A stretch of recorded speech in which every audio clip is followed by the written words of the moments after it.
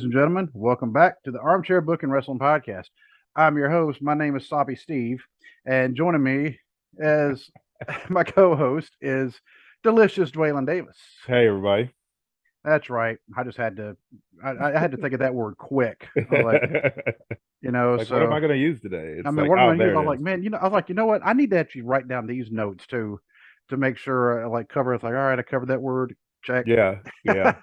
So, and like I said, Dwayne's my co-host, but he's also like a brother to me. We had to say we're brothers because people say we look so much alike I anyway. know, it's crazy. I mean, it's like a mirror, Yeah. So, you know what? It's the bald head and And the the beard. beard. Yep. Yep, because we just have too much face. Yeah. And by the way, I think I'm gonna start a band name it Too Much Face. Too much face. So, and this week, and we apologize for not having a show on Monday. I didn't even make an announcement about it. My work is ramped up. It's that time of year. So Yep. we're actually kind of fortunate to be able to record today. So because it slowed down a little bit. Yeah, I was today. kind of expecting that 7:30 text, like, dude, I'm still Oh, at the office. Because I hadn't heard from you we uh, talked earlier today, and right. then I knew you got busy because I didn't hear anything else from you, and I'm like, that text may be coming because I know they're Yeah. ramping up. So, Actually, I thought about texting him. I mean, I did leave a little bit later. I mean, it was closer to 5. hmm But I also had to tell my boss, I'm like, look, I got to get home because my wife can't be standing on her feet for too long because of right. her recent surgery. So, hmm like, I have to make sure we get fed somehow. And that if that means me stopping by, which today actually I stopped by the BP that's close to us because they have these potato wedges that are just phenomenal. Okay. For some reason, some gas station food is actually good. I It mean, is. I'll just throw it Yeah. out there, Yeah. you know, There's a and that, place at Murray that has like the best chicken strips. And yeah. it's like, Oh yeah. man. And this place actually they have some pretty good chicken tenders as well. And I got their mozzarella sticks. Mozzarella sticks, they're thick, so I was hmm like, okay, so I was sitting there lapping them up and but I had to make sure I got home. But I mean, there is some still stuff because my work laptop is literally sitting hmm over here. So so I mean, I'll be finishing up a little bit once we finish, and I'll be doing stuff Yeah. because I got to get stuff ready. But no guarantees for next week. Right. I'll just go ahead and put that out now because I've been told, yeah, the hours are going to get like crazy. Yeah. Yeah, so, but we'll see how it goes. But before we start on comparing AEW and WCW, because wow, all sorts of, I mean, it's Yeah. kind of scary. Yeah. Um, I'll just go ahead and give our contact and listing info. If you want to email us, it's armchairbookingpodcast@gmail.com. If you can find us on Facebook at facebook.com/armchairbookingpodcast, which by the way, they've really changed the pages. Hopefully you're hmm still you should still be listed as an admin. hmm Okay. Just want to make sure Yeah, but because I've noticed they've been messing with the pages. So, yeah. So yeah, I don't know what was going on with that, but you can also find us on Instagram at Armchair Booking Podcast. You can find us on Twitter at Booking Armchair, but you can find us on TikTok at Armchair Booking Podcast. I'd love to get the on Twitter the at Armchair Booking, but now it's been at Booking yeah. Armchair for Yeah. almost 2 years, so might as well just stick with that. Everybody knows it, and Yep. we're getting a lot of people starting to follow the page more, mostly thanks to Ted the Hillbilly Hill. He's really been, Absolutely. Thank man. you very much, sir. Thank you, Ted. We really appreciate that. Go check out his latest episode where he talks about Magnum TA and John Moxley. And Magnum TA actually retweeted that and I tagged Magnum TA. So hopefully Magnum TA actually gets a Hey. thumbs up as well. But you can find us our on YouTube on a video outlet that I know of that we're on. But on as far as audio goes, you can find us on just about any audio platform there is. If we're not there, let one of us know. We will do what we can to get ourselves added. And you can find our merch store at tpublic.com/user/armchair-booking-podcast. You can also find Dwaylon at fat_daddy73 on Twitter. And you can find his social media, other social outlets at Big and Fat because he is the fat daddy to the Big Mama. Yep. That's And right. we're not talking about the wrestler Big Mama either. There's No. a few Big Mamas out there. But we have had the wrestler Big Mama on the show a couple times, Yes, we have. and both times good times. She was an awesome guest. Yes. Every time we've had her on, just an awesome person too. If you ever get to meet her, she really is such a sweet person. So, And you can also find my other podcast, The Cubicle Chat, at cubicle_chat on Twitter, and just look up The Cubicle Chat because it's been a great show. I just got a new co-host, permanent co-host, and yesterday we talked about the new season of Cobra Kai. Cool. Cool. Yep, and I actually just sent him right before I sent you the link. I actually sent him a message talking about a possibility for next week's show if we can have it, because Mm-hmm. record that one on Wednesdays, and yeah, I'm just not looking forward to Yeah. next week. Yeah, it's going to drive me just. So trying to calm down now. Woosah. I got to get all the sleep in now while I can. Yeah, you better. But I just sent him a message and it said, "You realize next Wednesday is the 21st of September. That is Earth, Wind, and Fire Day." Yes, it is. Yes, it is. Yep. And for those who don't know what that means, well, you should be ashamed of yourself, because Earth, Wind, and Fire was just an awesome, awesome group. Yeah. And they sang a song called September, which talked about the 21st night of September. Mm-hmm. Yep. The video is interesting. Of course, Yeah. the video was made during the 70s when, Yeah. it was like a performance video, but the bass player should have just kind of calmed down a little bit before. Yeah, he was a little hype. Yeah. Yeah, he was around. I'm like, you got to at least look like you're playing the correct notes. But Yeah. But later on, a couple years ago, Taylor Swift covered the song Mm-hmm. badly. Yeah, it was trash. I'm sorry. I mean, it was. I love that song, and so that has been like mine and Savannah's song since she was little, because she saw it on an episode of American Dad. They were playing Okay. that song, and she's like, "Daddy, I love that song," and I'm like, "Let me play you the whole thing." Yes. And I did, and ever since then, every time it comes on, and she's like, "Daddy, there's our song," and it's an awesome song. Love that song. Oh yeah, the Taylor Swift version. Garbage. God, that was just. I'm like, you know what? Like, she needs to be arrested for that. I mean, yeah, that was like a dumpster full of garbage on a hot day. That's how bad. That's how bad that song was. And I honestly don't mind Taylor Swift, to be honest with you, because I think she's a very talented songwriter. I mean, she plays all their instruments. I know people have criticized her from going from country to pop, but I'm like, you know what? Most groups do evolve, Yeah, in some way, shape, or I form. mean, people change throughout their career, and they, Yep. but still no excuse for that crap that she did. No. So some ideas to talk about, some possibly other bad cover songs. There you go. Yeah. Yep. And one of these days, whenever we can actually have you back on the show as well. Yep. So I have if you see me on video, my hands waving around, there's one fly in my room here, and it just keeps buzzing around my face. Well, you need to somehow catch that fly with some chopsticks, the way Mr. Miyagi did. Yeah. Yeah. And I'm trying to think, some kind of wrestling reference to segue, but I can't. So I'm just going to say, let's just go ahead and get on into it. Let's just dive into it. All right. So the latest stuff about AEW, and it's almost like, okay, all the stuff going on with Vince McMahon, and AEW was looking pretty good. We were like, look at us, we don't have the drama. Then somebody said, "Here, hold my beer." That's what I was getting ready to say. Some people are like, "Oh, there's no drama here. Hold on just a second. We'll get that. Don't worry."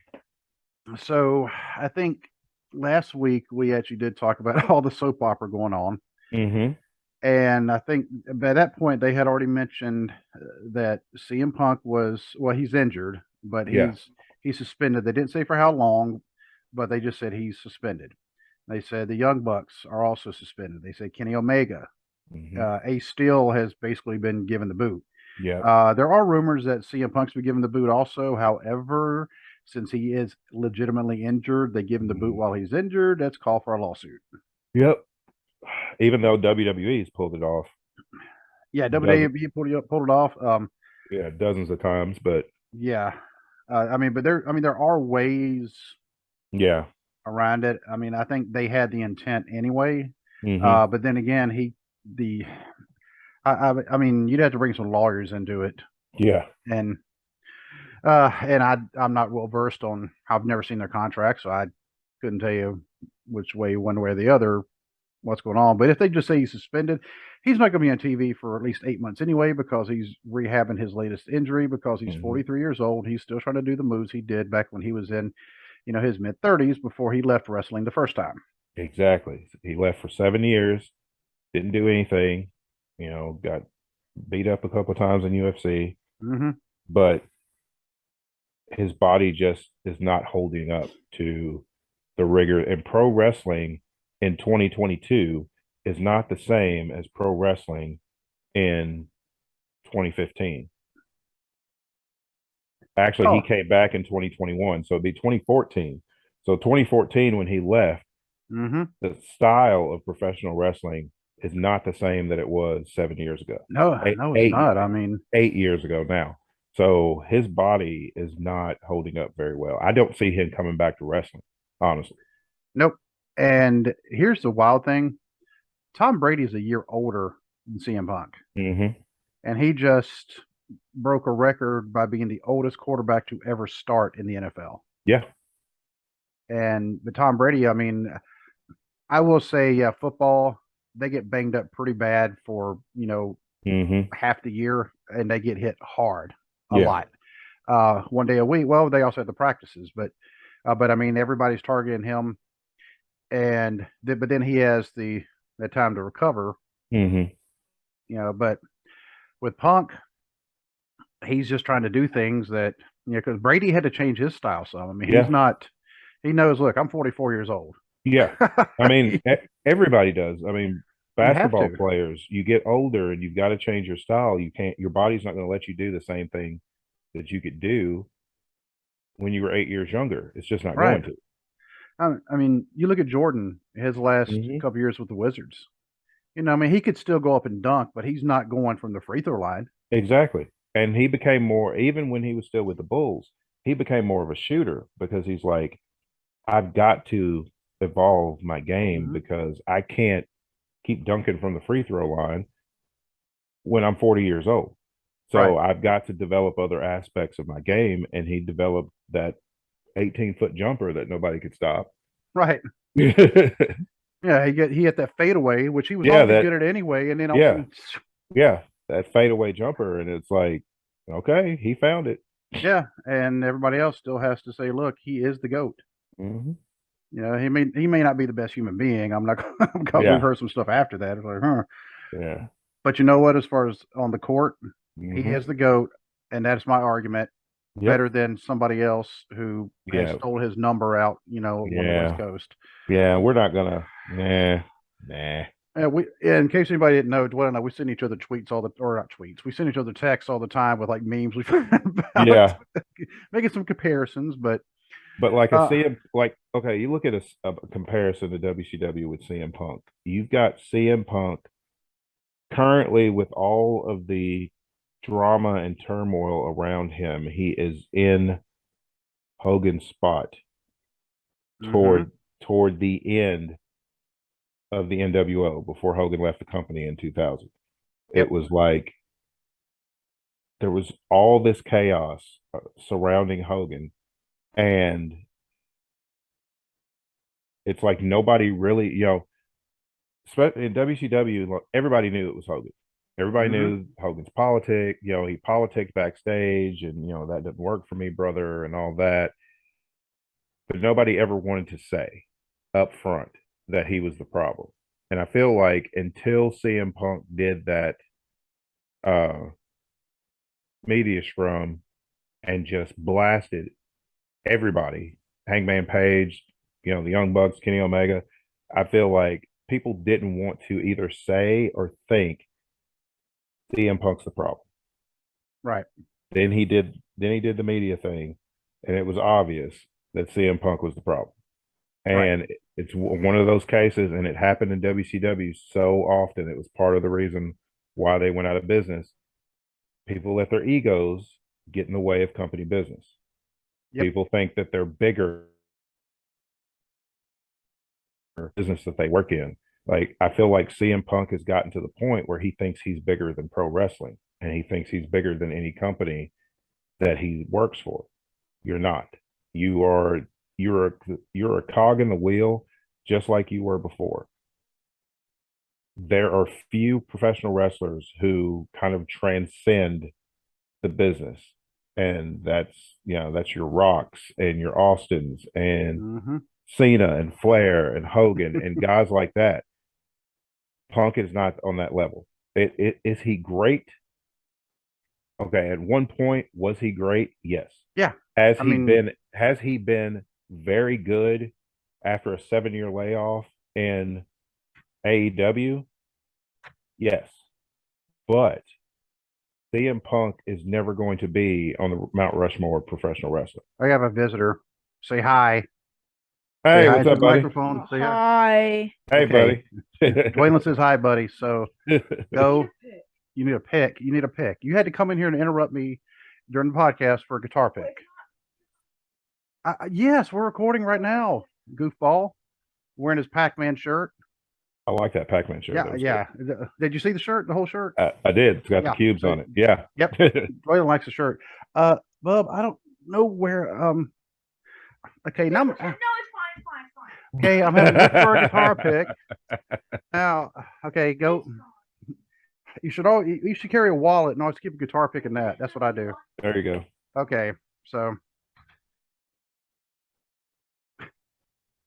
I'm like, he knows what happens on Thursday nights at 8:30, between 8:30 and at least 9:30, sometimes longer. Yeah. Yeah. I mean, he knows what's up, but Yeah.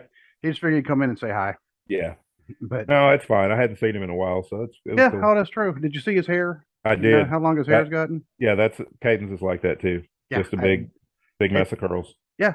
I mean that is the style now. Mm-hmm. So. But anyway, back to our regular scheduled programming. So talking about Punk, thinking he's at that level, the Hogan, Flair, Cena, Austin, Rock level. Yeah, he does, and it's like you're not there. And WCW had a lot of wrestlers too that thought they were in Hogan's league. Right. My personal opinions of Hulk Hogan aside, Hogan earned that spot. He did. I mean, I hate to, we found out later on he was a garbage heap, which he may have tried to atone for that. And there's been some people that have actually said, yeah, he's actually, he does feel remorse. However, yeah, it was after he was like the biggest, I mean, arguably the biggest name in wrestling ever. Yeah. But anyway. But it's like Punk thinks that he's above the business. And I mean, so did Hogan at that point. Yes. That's why he ended up walking out after Bash at the Beach 2000 when they tried to do the like blur the lines thing and Jeff Jarrett just laid down for Hogan. Hogan just put his boot on his chest and they counted 3, then he cut his promo and left, and that's the last time anybody ever saw him until he came back to WWE in 2002. But Hogan thought he was above the business, and he thought that the entire business of wrestling was supposed to revolve around him. And CM Punk has the exact same attitude, to where if you're not talking about CM Punk, then he ain't listening. Right. And that's just not how it works. It's just not. I mean, there's too many talented wrestlers in that company that any of them could be the focus of the company. It's not like CM Punk is the only talented guy there that can be the focus of the company. And and CM Punk is not the GOAT of wrestling. No. I mean, he's really not. We'll say Jordan was a GOAT of professional basketball, NBA basketball. When he retired, guess what? The games kept going. Yeah. I mean, you can't replace a Michael Jordan, but you still have a lot of people that can come up and they're trying. Exactly. And pro wrestling is the exact same way. You can, everybody retires at some point. Yeah, they have to. And the business still keeps going. Austin was the biggest draw in pro wrestling history if you go by the numbers. Yep. He retired. The business still kept moving. Yep. It didn't just crumble because Steve Austin had to retire. And with Punk, this is a case of also, and I've said this before, because every once in a while, like a philosophical Facebook post, because I may think my own ego kind of jumps up there. Hey, I think I'll say something whimsical. But one of the things I said, and actually, I don't think I necessarily made this up, but I heard something kind of like it. If you have to ask somebody, "Have I paid my dues?" then the Then you answer haven't is paid your then dues. you have not paid your dues. The Nope. answer is no. And I'm not saying that Punk has not put in the work, because I mean he's done. He came up through backyard wrestling and in the indie stuff. Got to Ring of Honor. He put in his time there. Went through all the crap with the new ECW and WWE, and then got to the main roster. Went through some crap there. Didn't really get to that point until the pipe bomb. Right. But then it's like, he does the pipe bomb, that blows up. He's like the hottest thing in wrestling. And then it's like, I think he got to the point where, okay, I was hot here. So that means regardless of what I do or what I don't do, I'm still going to be that hot. Like I still feel like he thinks that he is as hot as he was in 2011. And he's not.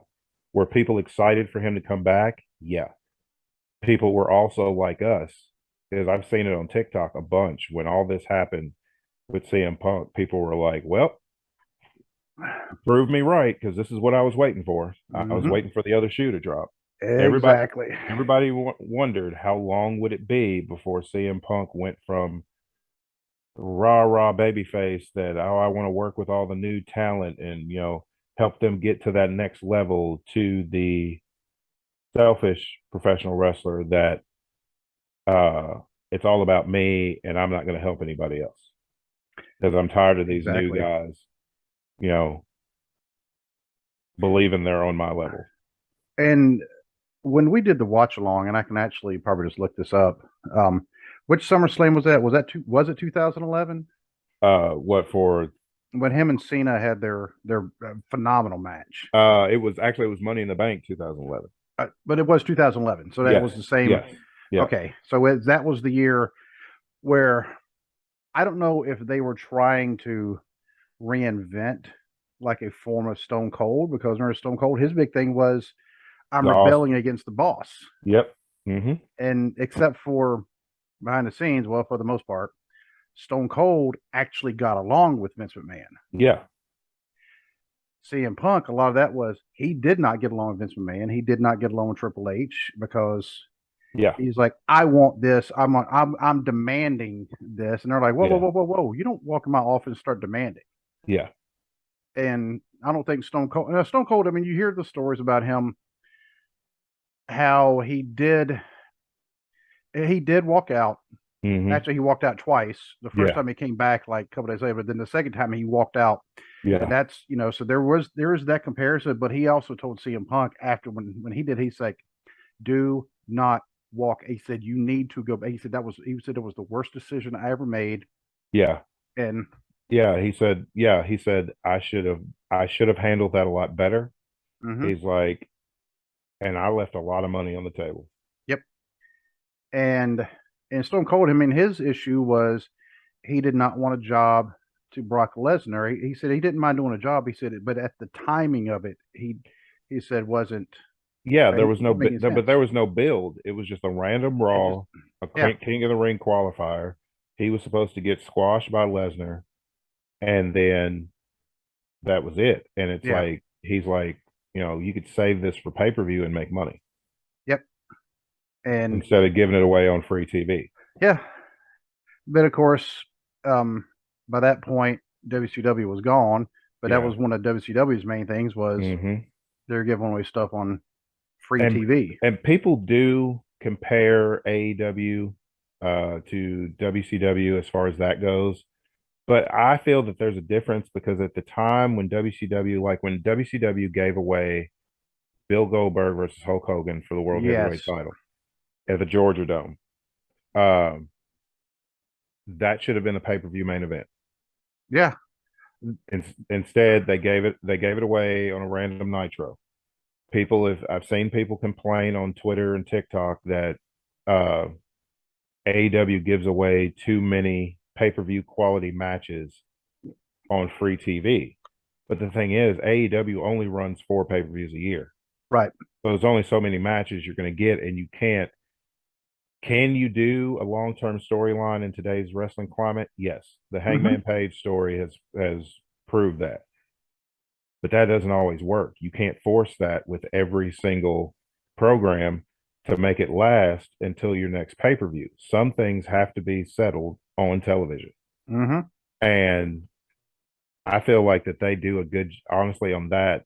I feel like AEW does a better job of balancing that than WCW did, because WCW had 12 pay-per-views a year. They were just booking 3 weeks of TV at a time to get to the next pay-per-view, but they were still concerned about the ratings. So they give us Goldberg and Hogan at the Georgia Dome to pop the rating. And it did pop a huge rating. But then what? You popped a huge rating that week, then Goldberg's the champion, and you're feeding him lower mid card guys and jobbers to pad his undefeated streak. Right. So you didn't benefit from that huge rating. You didn't benefit from that huge pop. You got it. That week's ratings came out, and the rating sheets look great because you packed the Georgia Dome. Bill Goldberg beat Hogan.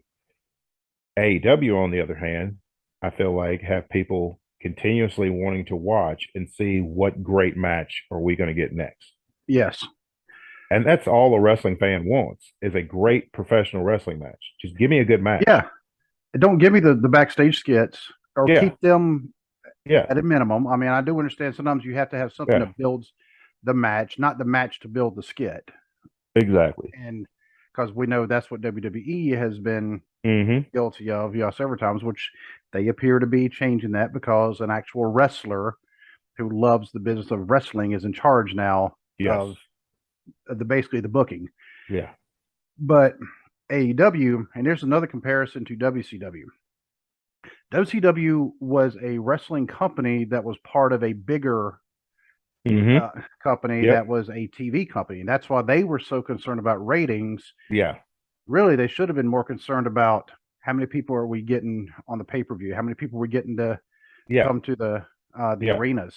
And right, because as hot as WCW was from like 96 when the NWO first happened to probably about where it started falling off is where Sting met Hogan at Starrcade, and all the, it was so poorly booked. Yes. That kind of took the luster off things. But for that like year and a half period that they were so hot, it didn't matter what they put on TV. They were going to win the ratings war, just simply because people wanted to see what the NWO was going to do next. Yep. But you can't sustain that for very long. So it's go ahead. Well, I was going to say, they were trying to sustain that. They were trying to sustain those high ratings because, the higher ratings will bring in advertisers. It gets you money. However, we go through this all the time because we are wrestling fans. People look down on it. Yeah. And but they weren't going to get the kind of advertisers that WWE. It's amazing if you think about the people advertising on them now. Yeah. But I agree with you about that Starrcade. That was Starrcade 97. And wow. I mean, I actually bought, that was, I think, the only WCW pay-per-view I was able to actually buy, because I happened to be off work that night. Yeah. And it was awful. Yeah. I remember me and my brother watching it, and it's like, this has been a year and a half build to this. Yeah. And it was just ridiculous. But I feel like AEW actually does a much better job at that. They are a wrestling company that is part of a big media conglomerate, but I feel like that they focus more on the wrestling than they do on the ratings. And that's the thing. If you put out a good product, the ratings will come. Yeah. Because people are going to want to watch your good product. Yep. And I feel like AEW pushes that. They're like, we're going to put on a good show. It's good a show every week with the talent we have available at the time, we're going to put on the absolute best show we can put on week to week. I feel like they do that most of the time. Their shows are, you know, really, really good week to week.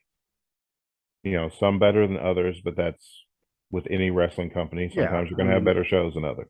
Yeah, I mean, we know that. I mean, we've had some of our episodes are just happen to be better than the others. Mm-hmm. You know, now we've never had a bad episode. I mean, I'm just Right. going to throw that out there. We've never, and in all honesty, we've never actually had a bad interview. No, You know, we've not at had all. some that may have been better than the others, but Yeah. but we've never actually had a bad interview. So when you go in our archives, you know, whenever you go on one of these platforms, such as an Apple Podcast, where you can also give us a rating and you actually write us a review, you can actually look in the archives and you can actually find all these. Mm-hmm. You know, just have to throw that out there. We have a lot of archives, so go in there and check those out and let us know what you think. And if you're watching this on YouTube, hit the like, share, and subscribe button. And you know, and give us some feedback. Let us know how we're doing. Mm-hmm. But anyway, back to our regular scheduled programming again. When it comes to the AEW programming right now, because I'm really hoping people aren't tuning in just because of the drama that's been happening. Yeah, because they have gotten a rating spike after all this happened. And I agree. I hope people aren't tuning in to see the fallout of the drama or to see if there's going to be any more drama. I hope they're tuning in to simply watch a good wrestling show. Yeah. And because, you know, the backstage altercation, you're not going to see that on the show. No. So don't expect to see it. You know, yeah. What you're not going to see is you're not going to see CM Punk. You're not going to see the Young Bucks. You're not going to see Kenny Omega temporarily. You're not going to see Ace Steel apparently ever again. And there were some others involved in there too, but those were the first thing I was thinking of. And the reason I'm even bringing up Young Bucks and Kenny Omega is because they're also executives. They're all EVPs, which is another WCW comparison. And this one, it's a problem because we saw it with Dusty, we saw it with Flair, we saw it with Kevin Nash. I'm about to say Kevin Nash and Scott Hall are the ones I was actually making a comparison with the Young Bucks. But as far as like bookers go, we've seen it with, you know, Dusty, Flair, Nash. Hogan was never a booker, but he was a master professional wrestling politician. He might as well have been a booker because he's the one saying the results. He's just not the one filling in between. And with the Bucks, that became an issue for some people. That's why Tony Khan took the reins to begin with, because everything was pretty much coming through Cody Rhodes, the Young Bucks, and Kenny Omega, because they were all executive vice presidents. I completely understand that they helped found the company. They, you know, helped build it from the ground up. And I myself am appreciative of that because I'm an AEW fan. But that's a razor line between it's got to be hard to be talent and management at the same time, because where do those blur when you're the talent, but then you also have the power to book things? So when does it become an issue of, oh, well, I'm just going to book myself to win that title? I'm not saying that they did that, but I'm saying that just like in WCW, it's a problem. Right now, all the EVPs are suspended, but which is wild. Yeah, is wild that all the one left and went back to WWE. The other three are currently suspended. So, you know, Tony Khan's running the show. From what I understand, Tony Schiavone is Tony Khan's right hand now, which that makes perfect sense. Tony Schiavone, well respected in wrestling, brilliant wrestling mind, you know, literally, you know, grew up in the business of pro wrestling as an announcer, as very an young, because he started with Mid-Atlantic. Well, actually, he was working for the Crockett's first. He was an announcer for their Charlotte minor league team. Mm-hmm. Yep. And you know, because he'll always tell you actually his first love is baseball. Yeah. And he kind of got in with Mid-Atlantic, and his first, I think he said his first event maybe was Starrcade '83. Mm-hmm. And I mean, that was like his very first. Hey, your first gig is that. It's like, do what? One of the biggest wrestling cards ever. Yeah. And so, yeah, you're right. I mean, he grew up, Mm-hmm. and that because, man, he was pretty He's young. pretty young, yeah. Yeah, before he started having all 5 kids. Yeah. And Excuse me, sorry. oh, you're good. We need to have like a yawn button. Yawn. Yawn. And of course, when WCW folded, he was actually out of wrestling for a while, but he also went back to normal quote unquote sports announcing. Yeah. And he was calling for the Georgia Bulldogs. He was calling for the Braves. In fact, I want to say one time I was watching some college basketball, and the Georgia Bulldogs were playing college basketball. Look, and there he is. He was commentating on one of their games because somebody, I think it was Johnny Valentine, Johnny V. He's one of the admins for the Just Wrestling with an Idea, the Facebook group. He actually said something on Facebook about that. He said, "Hey, I think Shivani, I just saw him commentating the Georgia game." Yeah. But now I have heard a little bit because Shivani, I mean, he's great wrestling mind. If you ever listen to his podcast, which I haven't really listened to a lot of their podcasts here lately, except for Arns. Arns is the only one I actually listen to like every week. But some of the other ones I haven't been as much.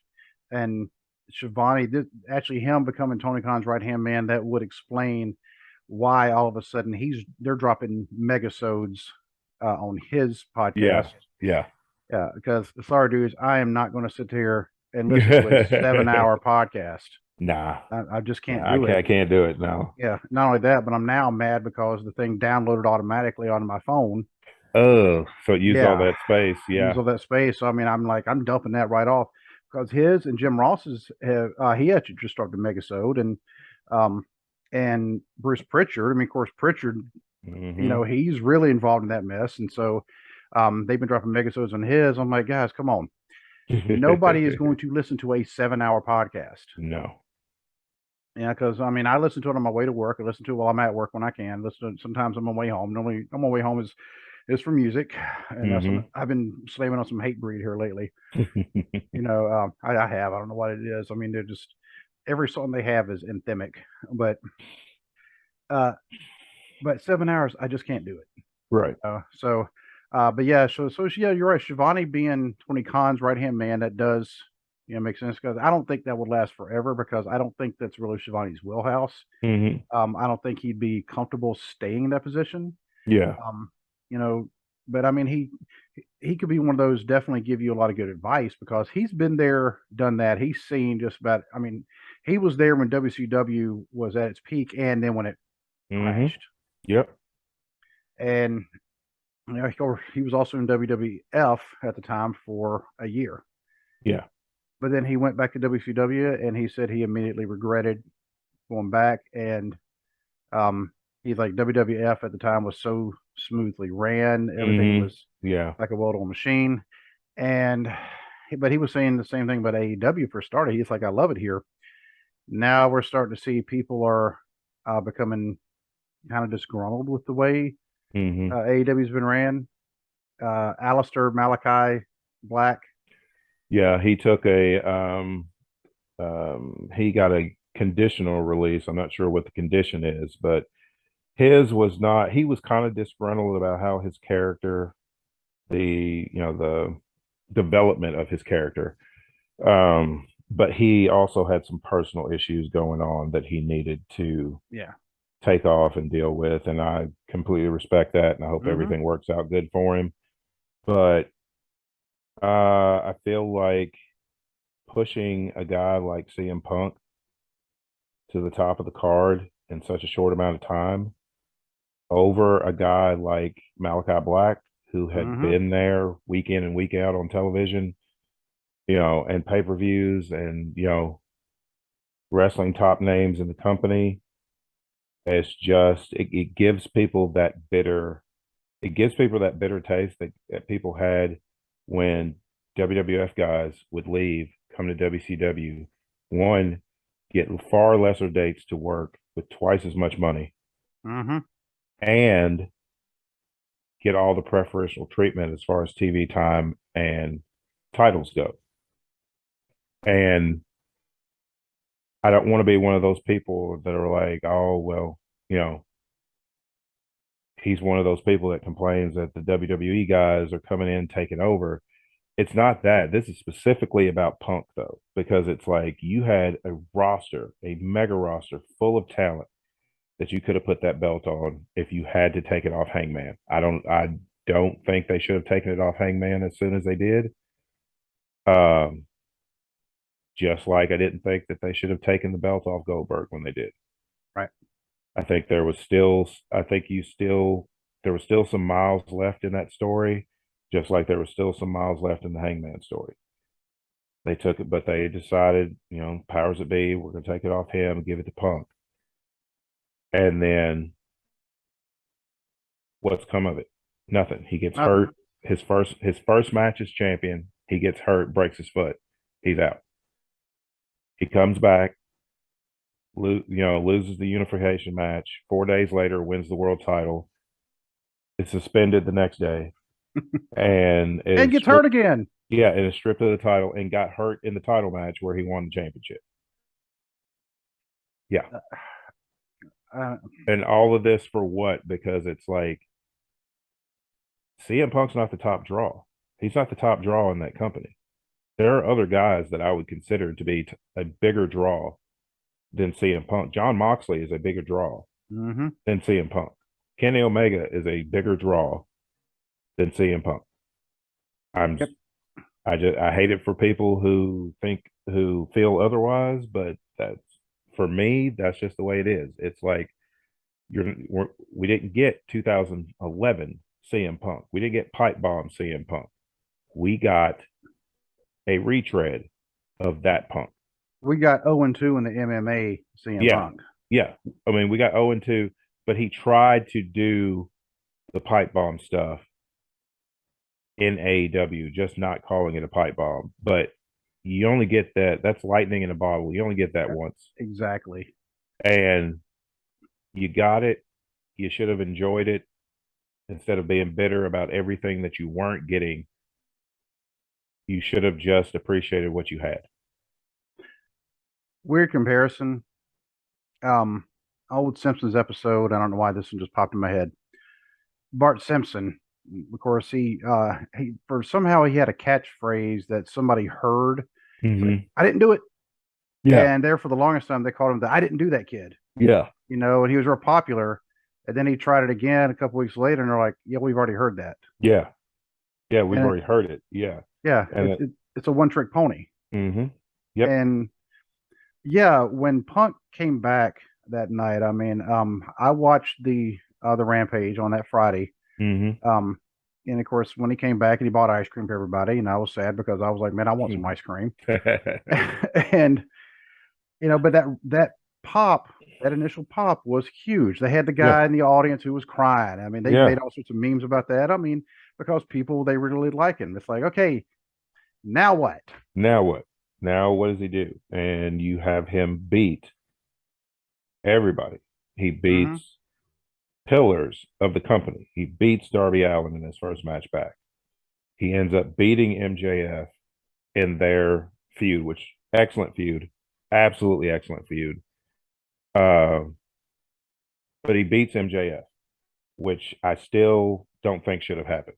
I still think MJF should have won that dog collar match. MJF, I mean, if you say anybody who is going to be a big part of the future of wrestling, MJF is it. Yes. He beats Eddie Kingston.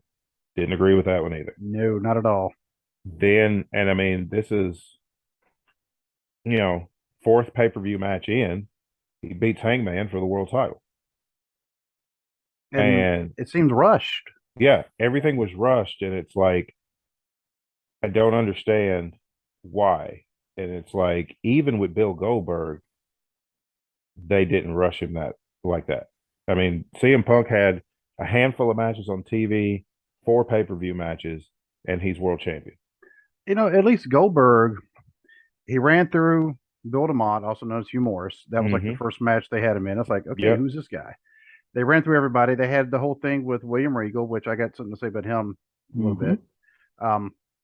And William Regal, of course, they said, well, William Regal embarrassed him. No, William Regal was trying to give him a credible opponent. So when he won, he looked better. Exactly. And then they had him beat Raven for the U.S. title. Mm-hmm. They gave him that title first. Yep. And then they kept building him. Yep. Then they had him beat Hogan. Now, whether it was it should have been a pay-per-view. Yeah, we know that. Yeah. But Yeah. that would have gotten some huge money. That was money they definitely left on the table. Mm-hmm. And, but they had him win the world title. Boom. Okay. But it was a nice, slow build. He was beating somebody every single week, whereas Punk wasn't. No. And actually, honestly, I'll say another comparison with Punk, like we're saying, to Hogan. Hogan had left the WWF in '93. It was after he dropped the title to Yokozuna at King of the Ring Yep. up in Dayton at the Nutter Center, Yep. Wright State University. I just figured I'd throw all that in there. So, but yeah, he dropped the title to Yokozuna, and then he left. And then you didn't see him again until he all of a sudden appeared in that parade down in Orlando with WCW. Yep. And they put him immediately in the world title picture. Yeah. With if it was with Flair, and then of course when Vader, they had that whole thing. Yeah. But everybody's, oh, well, look at Hulk Hogan. All of a sudden Hulk Hogan's in WCW and back, and then it's like, okay, yeah, all right, let's go watch this now, because it was like, okay, boom, we're happy now, and then within a year. Yeah, because it's like we've seen this show already. We know what they're going to do. We know what's going to happen. Everything. And yeah, Hogan comes in immediately in the world title scene. His first match for WCW was that world title match at Bash at the Beach against Flair. Yeah. And so everybody else who was like the number one contenders are going, I've been here forever. Yeah, I've been here forever. And he just waltzes through the door, gets a world title match on pay-per-view, and wins the thing. Yeah. With all the celebrity entourage there. And it's like, it's just rushed, like you said. And that's how Punk's ascension to the throne was. It's like, oh, well, he comes back in 2021 at All Out. And then 7-8 months later, he's world champion already. Over guys like Darby Allin and, guys like, Miro and guys like that have been there the whole time. And it's like, it's kind of like, and to throw in another comparison, it's like how Vince McMahon was with Brock Lesnar. Yes. Because Vince McMahon thought that Brock Lesnar was still name recognition money. And does everybody know who Brock Lesnar is? Yes. But Brock Lesnar was not, when Vince was pushing Brock Lesnar to the moon, when Brock came back, Brock Lesnar at that time was not the hot property that he was prior to that. Right. And CM Punk's the same way. Was he interesting for a minute? Yes. And then it gets repetitive. It's like this CM Punk is like playing him in a video game, and you're just spamming stuff to get to the finisher. And that's how it was. I feel like this CM Punk was going through his greatest hits. We weren't getting anything new. We weren't even getting top-notch versions of the greatest hits. We were just getting greatest hits.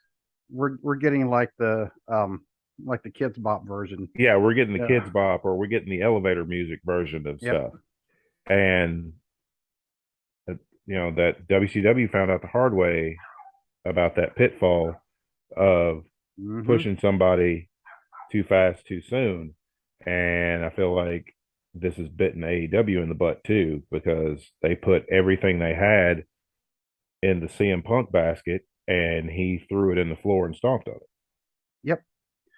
And it's kind of funny when you're talking about the greatest hits. I was even thinking in my head, it's like, you keep you go to the concerts for some of these bands that are like, they're way past their heyday. Yeah. But some of them don't even put out albums anymore. They just tour. And but they don't have to put out albums, but because they have their dedicated fans who will go and see them. But they're not playing stadiums. Exactly. Unless they're packaged, kind of like the way they just did. And I missed it. They were just in Cincinnati a couple months ago. Crew Motley Crue, Def Leppard, Poison, and oh my lord, who was the fourth one? I have to look it up now. But there were some people from Hopkinsville who came up to watch it. Yeah, if you can, like bands that pull off the like Monsters of Rock type thing where you've Yes, got multiple, you know, used to be popular bands on one bill, yeah, that'll work. But and people will be fine with the greatest hits, but you're not filling a stadium. Nothing against Poison, but you're not filling like Nissan Stadium in Nashville with just Poison. with just Poison. You're not selling that out with just Joan Poison. Jett. Joan Jett was the other one. Okay. You know, You can sell that out with Poison and Joan Jett and a few others. and Def Leppard and Motley Crue. And yeah, but you're not selling it out with just Poison. Right. And yeah. And like CM Punk's the same way. We got CM Punk Light. Yep. And you know, it's just the comparisons get bigger and bigger the longer this goes. I feel like that they're trying to right the ship, but I hope for their sakes they really did, and they've moved past this, and this isn't just a band-aid that they're throwing on the problem, because WCW was literally covered in band-aids by the time they went out of business. They just kept throwing band-aids on stuff instead of addressing the issues that they knew were there, instead of addressing the wrestlers that they knew were the problems, instead of addressing the structure of the company that they knew was a problem. Nobody knew what to do from day to day. Nobody knew, even close to TV time, nobody knew what they were supposed to do. Talent, agents, nobody. Oh, and they were even saying even sometimes during the live show, they were still rewriting stuff. Yep. And you could say back then Eric Bischoff had lost control, and he had lost control because of a very small handful of wrestlers who were really pulling the strings on everybody, and they were exercising their political power. Tony Khan is catching criticism, and like I said, I'm kind of on the fence about that because, like we discussed last week, I get why Tony Khan did not say something to Punk right then and there at the press conference. Right. I get that. I do get that, but at the same time, he shouldn't have been nodding though. He shouldn't have been nodding and looked like he was agreeing with everything Punk said. I feel like him and Eric Bischoff both at the time, especially when WCW was hot, Eric Bischoff had a company full of live action, like real life action figures. He had a toy box with an unlimited bank account thanks to Ted Turner. Yep. Tony Khan has a huge toy box with an unlimited bank account from his father. From Sahad? I believe so. Yeah. But it's like you can't. And another thing, Tony Khan was a wrestling fan. With not so much Eric Bischoff, but Tony Khan grew up as a wrestling fan. But he also is friends with a lot of these wrestlers. Right. So was Eric Bischoff. We see where that got WCW with Eric Bischoff, who was the president of the company, involving himself in major storylines because he was buddy with Hogan and Hall and Nash and those guys. So you've got those guys in his ear pleading their case as to why they should be the focal point of the company. I'm sure Tony Khan's getting the same thing. And here's actually another thing, and I've actually heard people throw a lot of criticism on AEW and also kind of in TNT as well. AEW's use of their language on the show. They've caught a lot of flack for that. Well, WCW towards the end, they were having the same very colorful language, and some people actually have actually asked me, so they're like, so your language is family friendly, why? You're an adult. I'm like, because we are trying to expand our audience. Yeah. I have never heard of anybody saying, well, I'm not going to listen to that show because they don't swear. No. I've But heard people say I'm not listening to that show or I'm not watching that show or watching that movie because there's too much swearing. yep, And and I have kids.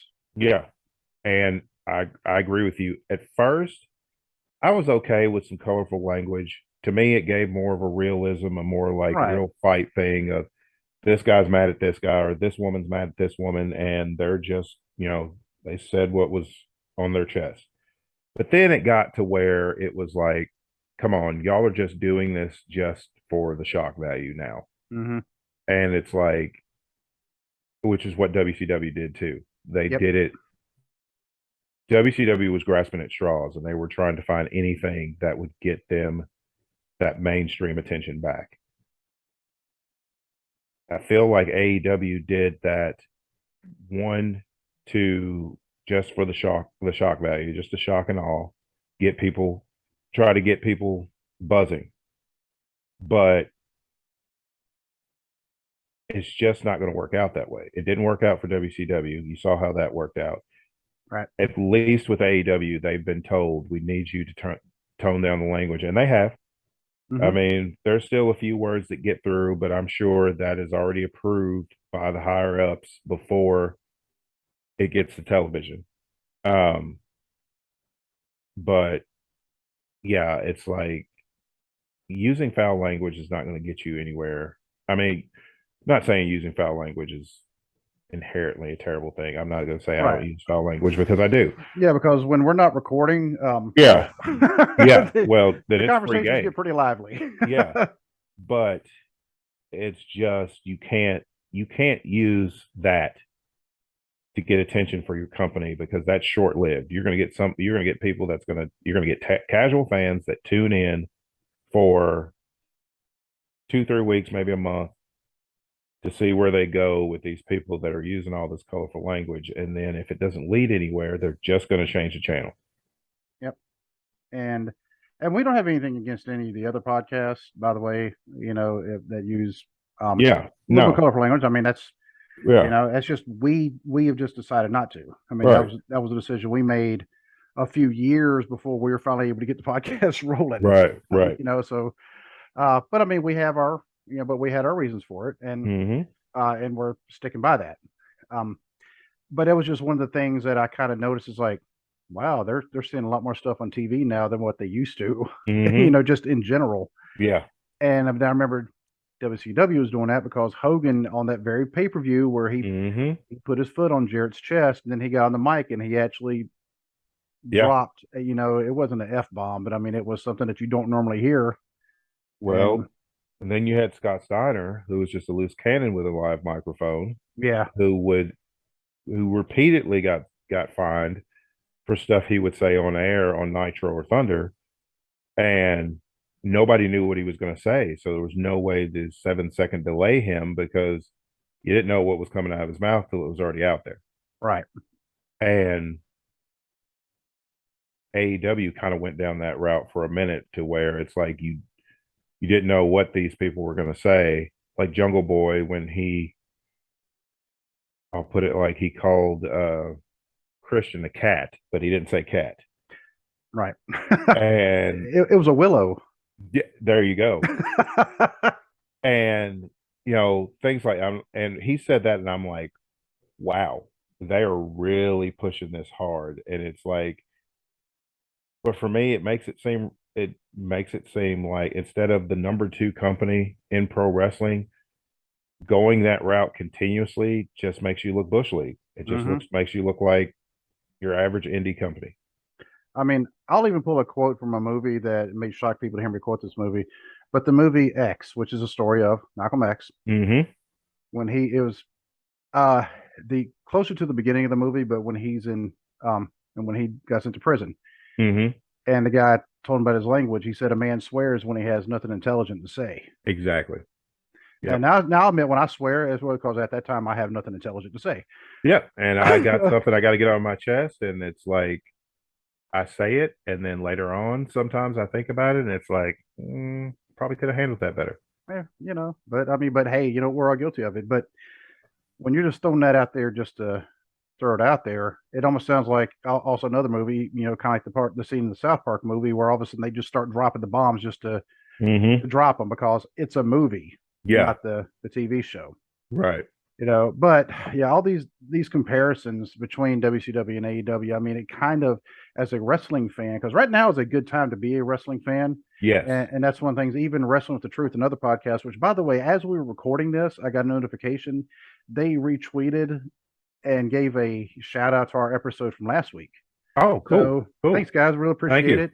Thank and you. we've got to do a joint venture once I get past my work stuff, when I know I can safely schedule interviews, because that's the thing. When it's unpredictable whether or not I can even record, it's probably not a good idea to schedule an interview with anybody.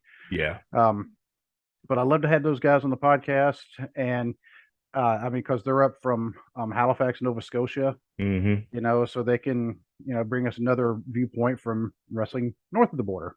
Yep. But another great podcast. Go check it out. Go check out them. Go check out Hillbilly Hill, the Hill Truth. They're Wrestling with the Truth. He is the Hill Truth. That's right. And both of them great podcasts. And speaking of podcasts, I just have to give a shout out to this, because did you see this mug that I got? I did. I'm holding, for those on audio only, I am holding a coffee mug from the guys at True Crimecast. They actually sent me this mug. That's awesome. Yep. Because I am a subscriber to their Patreon, and normally with their Patreon you get an autographed picture, but because I'm a resubscriber, because I've renewed it, I hit up Jamie and I was like, hey, I just renewed it. He's like, oh, cool, thanks for the support. I was like, am I getting another picture? He's like, nah. He said, hold on, I'll get you something better. And, but it was great guys, and another great podcast. I mean, it's not but Jamie, he's actually a big wrestling fan, and they've been on Jericho's podcast. I need to ask him, is he going to be at the AEW show in Cincinnati on, I think it's October 18th. Okay. Because in fact, I need to see if there's any tickets still available, because I'd like to go down and see that. But because they are just down in Berea, Kentucky, so they're like an hour and a half maybe away from Cincinnati. So that'd be kind of cool, if I could meet up with them there. So, but anyway, so other great podcasts. I mean, we support all of them. They support us, and it's actually it's amazing, kind of being in this world, the kind of the people that you can meet, and just even if you don't meet them face to face, you can still interact with them. Yeah. And because I mean, we have actually interviewed people on here who we have never met in person. That's right. Yep. That's so true. Yeah. But then we also interviewed somebody on here who we knew back in high school, who's gotten at least TikTok famous. He'll even say, I'm TikTok famous. Yeah. No, he's TikTok very famous, and he's also going to be in Cincinnati in October. Yep. So but yeah, go check out those podcasts, and definitely give us some more feedback, what you think about this AEW, the comparisons to WCW, because like I said, as a wrestling fan, it kind of like concerns me. It's like we saw the stuff that was happening right before WCW tanked. Yeah, and the thing is, it's like AEW is getting these comparisons, and they're making a lot of the same mistakes, and they're 3 years in. Yeah. WCW was, WCW as a company was 10 years. Was it 10? Because I'm getting they started. Because 1990 was when they became WCW. WCW, so say 10, 11 at the most. They went out of business in March of 2001. And think about this: AEW started from nothing. WCW was formerly Mid-Atlantic, Georgia, Florida. It was the NWA, which morphed into WCW. Yeah, they were pretty much formed from the ashes of the Jim Crockett promotion. Yes. And so they already had a foundation to build on. AEW, like you said, started from the dirt and started from nothing. And you can't be making these same mistakes 3 years in if you expect to have any longevity in pro wrestling. I mean, you look at Ring of Honor before Tony Khan bought it, they had a 20-year legacy. Impact Wrestling had a 20-year legacy. If AEW wants to have one, they've got to right a lot of these wrongs really quick. before Mhm. it snowballs and gets completely out of control. You said Ring of Honor. That's actually one of my own criticisms was not developing Ring of Honor properly ever since he bought it. Yes, I mean he's bought it. So, a few of the championships have been represented on television. I feel like honestly that's only because until recently, two of them were in the Blackpool Combat Club. But yeah, if you're going to, you know, if you're going to buy another wrestling company, then you need to have an idea of what you're going to do with it. It's not just a play set Yeah, that you're like, oh, well, I've got enough money to buy all this and wrestlers and everything. Just because you can buy it doesn't mean you have to if you don't know what you're going to do with it. right. And I mean, I know he was trying to make sure they stayed employed. Okay, well, keep them And gainfully employed. I yeah, mean, and I get that, but yeah, a lot of their talent, either wasn't picked up or if they, the current crop of actual Ring of Honor talent rarely gets seen on TV. I mean, if it's not Samoa right, Joe or, you know, if it's not Samoa Joe, who's the world TV champion, if it's not, uh, Claudio Cassioli is the Ring of Honor world champion. Now, Daniel Garcia is the pure champion.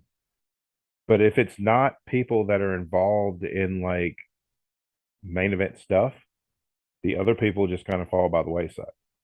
exactly. So I mean, they need to build that better. There's also well, Miro. Apparently, he's not happy. Yeah, Um, I have seen that too. yep. Triple H's buddies are now looking at possibly returning to WWE. That's kind of a rumor. One of those is he's talking about the Blackpool Combat Club. One of those is William Regal. Yep. So because him and Triple H, I mean, Yeah, they they're were good tight. friends, and Yeah. um, and also Jim Ross has been openly criticizing some of the booking and some of the decisions being made by AEW. I mean, he's doing it on air. Yeah, he's doing it on air, and he does it on his podcast when they're not doing, Yeah, the big podcasts. it's like, dude, okay, I get that you've been around longer than a lot of these wrestlers have been alive, but you still can't bash your own product on the on live air. television. I mean, You just can't. oh, and I think this is where Tony Khan needs to get control Yes. of his company because I mean he right now he's not being looked at like he's a leader. He's being looked at like he's just a doormat that they were just walking all over. Yeah. And I The get in, go the ahead. inmates are starting to run the asylum. Yeah, and I get that Jim Ross. I mean, he really has no anything's left to give. No, he does not. Yeah, I mean he's been treated great. He's also been treated very poorly by Vince McMahon. I mean, he was speaking of somebody being fired when they got sick. I mean, Yeah. he had the Bell's palsy attack, which, by the way, I had no idea what Bell's palsy was until that. And since then, he's actually brought a lot of attention to it. So people are like, now it's like, yeah, man, that's horrible, But I mean, he's gotten through it, obviously. And then he got mocked for his Bell's palsy on WCW with one of his closest friends right there beside it. That was when Dr. Death, Steve Williams, was right beside Air Ferrara when he was doing that. Yeah. Yeah. Which that was the part that I think shocked me the most. And then JR, of course, he got fired again from WWE because of Flair being drunk at a video game conference thing. They were a panel. They were talking about the game, and Flair's up there drunk. And so Ross got fired. Okay, he wasn't doing anything for a bit. Then he joins AEW, but in between that time, his wife gets hit in a freak accident, and gets killed. Yep. And so, I mean, yeah, you're talking about somebody who just does not care anymore. No. The man just does not care. He's like, you know what? I've been through a lot of stuff. Yeah. It's like, I've been through it all. So here it is. He's like, yeah, fire me. All right. I've been on that road before. I'll just go over here and I'll keep making my barbecue sauce, which apparently is supposed to be pretty good. And I'll just keep making my money. And by the way, he's probably still collecting royalty checks from WWE. Oh, I'm sure. Yeah. So, I mean, you know, he's just sitting at home going, yeah, I'll just keep counting my money over here. Yeah, Yeah. you know, uh, so I mean, yeah, so you got all that. And by the way, if anybody was talking about, oh, Aleister Black was spotted with Zelina Vega, no crap. They're What? married. Were they coming out of their house? You Yeah. know, Did you see them at the grocery store? I mean, just they're I married mean, people. were they in Japan buying some Georgia coffee? Which, by the way, this shirt is. If you ever get, for people though who are listening, I'm wearing a t-shirt for Georgia coffee, which is only sold in 2 places in the world, that as far as I know, is in Japan and Bahrain, but it's by the Coca-Cola subsidiary in Japan who makes it. Okay. It is absolutely awesome. And you can actually get it on Amazon. However, they don't sell it by single cans. They sell it by the case. It's like $120. but it is great. So, and before we go, because I know we got to be wrapping up. Yeah. There is a birthday today. I saw this right before you came on, and I figured I threw it down in my notes to make sure I didn't forget it. But I give you one hint, playa. Teddy Long. Yep. Teddy Long. Holla holla. Teddy Mr. Tag team main event and Mr. You've got a match with the Undertaker. Yes, with the Undertaker. And not only has he been the WWE champion, he's been the WWE champion. Yeah, exactly. Yeah. Yeah, but yeah, Teddy Long, 75. Wow. Yeah. I just remember when he was that rogue referee, and you know, who would have thought? I mean, Teddy Long, he's another one. He's just an icon in the sport, really. Oh yeah, definitely. You know, so but hopefully next week, you know, hopefully we'll be able to record. You know, because I don't like missing, and I know you don't like missing 2 episodes in the same week. The last time we did that was because, well, I was in Orlando and I had a really, really bad internet connection that I had to pay $20 for anyway. So we decided, you know what, you know, so that was unfortunate, but you know, things happen. And it was like, yeah, so work, when it comes to paying the bills, work kind of has to come priority. Yeah. Just like as soon as we get done here, you know, the laptop's sitting over here. I'll be finishing a couple things up. But I'm pretty sure, you know, the way wrestling's been going lately, something will come up that we can I'm sure talk about. If nothing there happens, I know we've been having to request people like the old school stuff. They like lists like the top 10, top 5, things like that. So I know Joy and I are also both very smart. You know, don't let the bald heads and the beards fool you. So I know we could actually come up with something, you know, especially once my work kind of calms down. Yeah. Yep. You know, but in the meantime, until we talk again, good night and God bless. God bless.